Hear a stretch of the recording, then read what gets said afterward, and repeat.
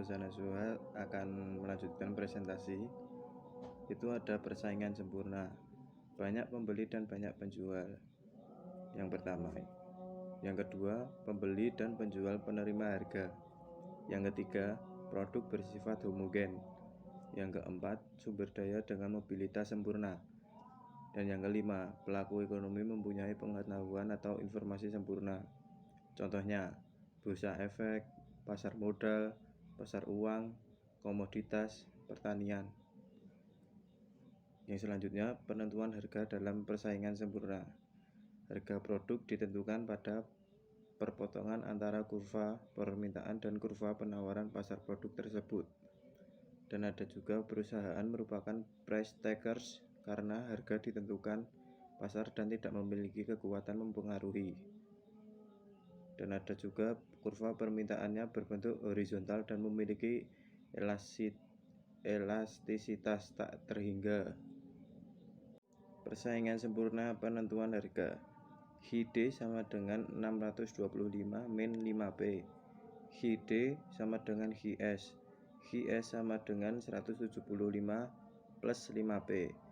625 min 5P sama dengan 175 plus 5P. 450 sama dengan 10P. P sama dengan 45. HID 625 min 5P sama dengan 625 min 5 dalam kurung 45 sama dengan 400. HIS sama dengan 175 plus 5P sama dengan 175 plus 5 dalam kurung 45 sama dengan 400. Assalamualaikum warahmatullahi wabarakatuh. Nama saya Dodi Perkasa Amris. Saya akan melanjutkan presentasi dari kelompok 1, analisis jangka pendek perusahaan persaingan sempurna. Tujuan perusahaan adalah memaksimumkan laba.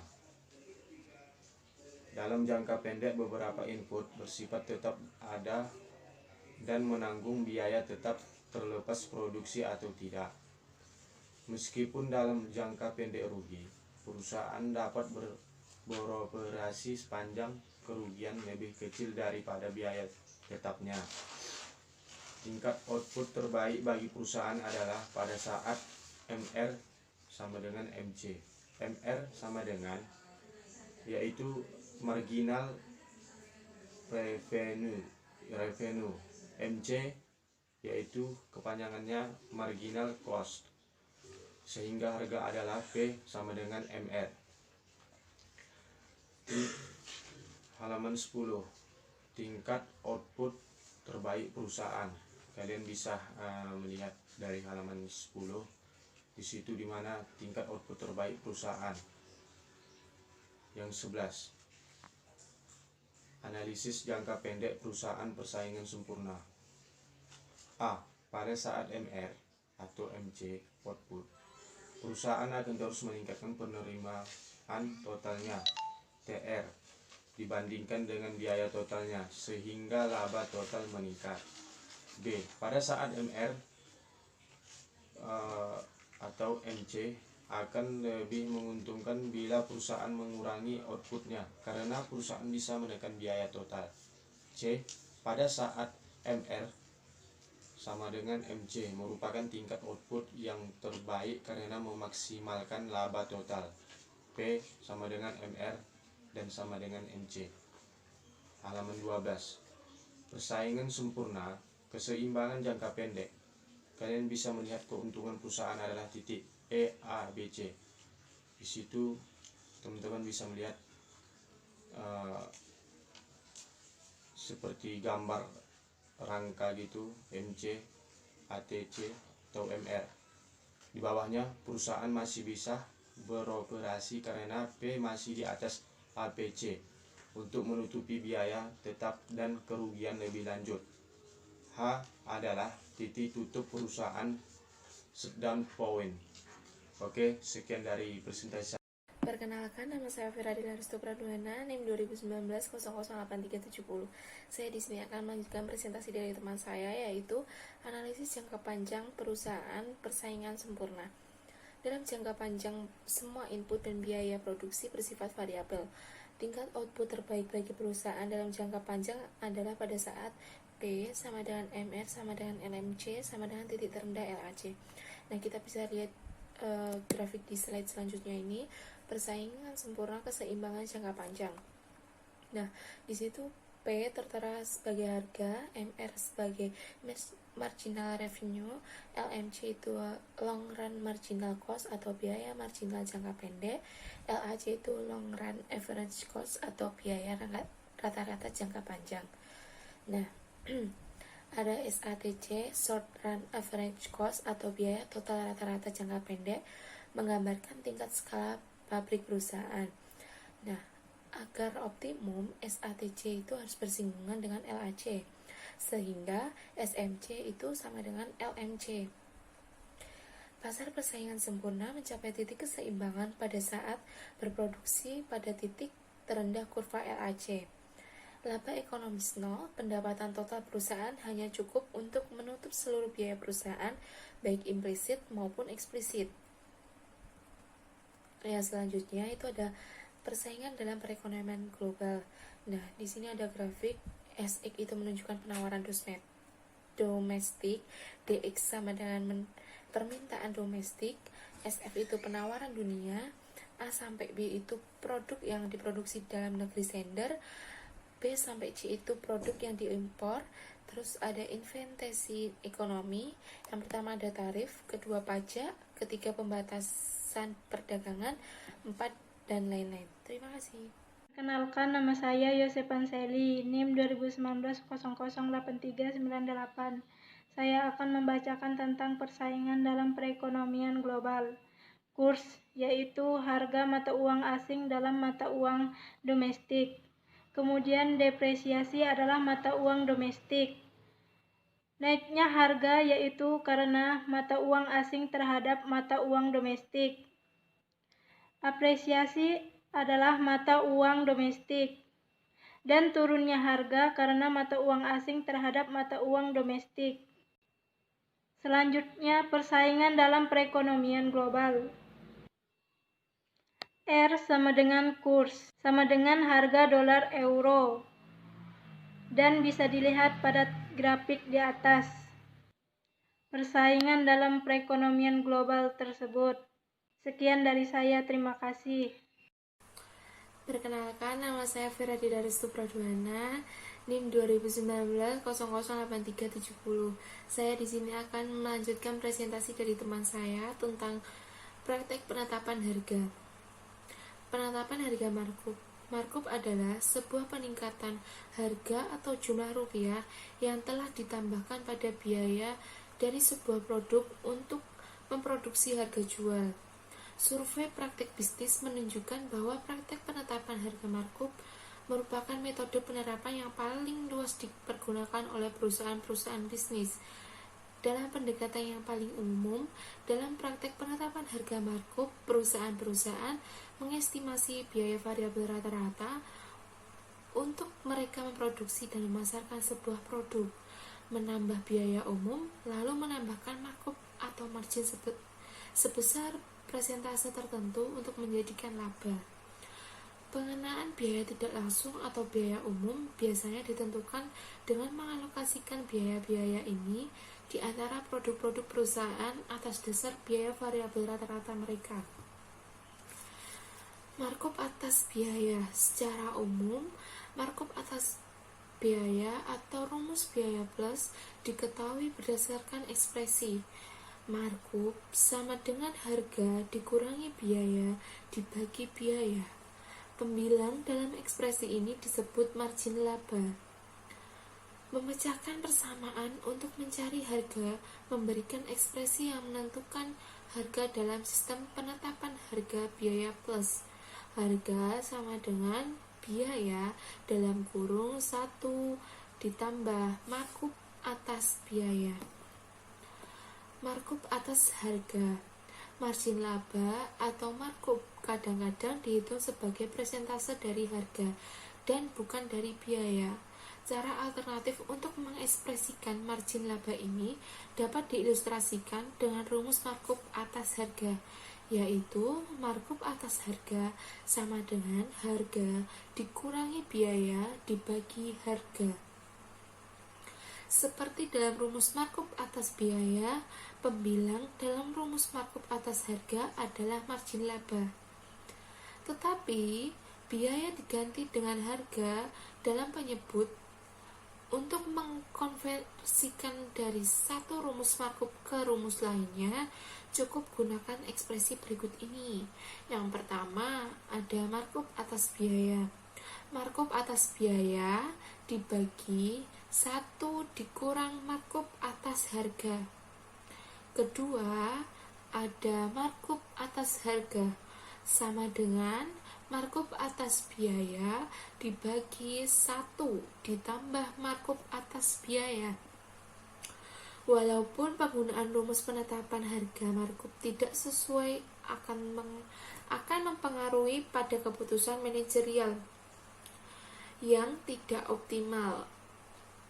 Perusahaan-perusahaan yang berhasil umumnya menerapkan metode ini dengan cara sepenuhnya konsisten dengan maksimisasi laba. Pada kenyataannya, penetapan harga markup dapat dipandang secara pendekatan umum yang efisien untuk menetapkan harga yang optimal.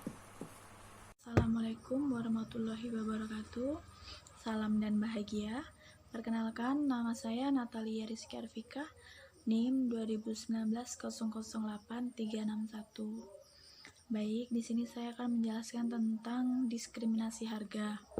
Diskriminasi harga adalah kebijakan untuk memberlakukan harga jual yang berbeda-beda untuk satu jenis barang yang sama di segmen pasar yang berbeda.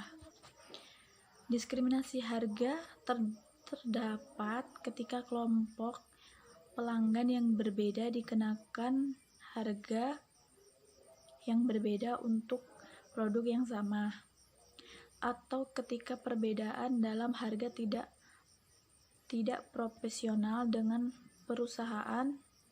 perubahan dalam biaya untuk sebuah perusahaan dengan beberapa produk.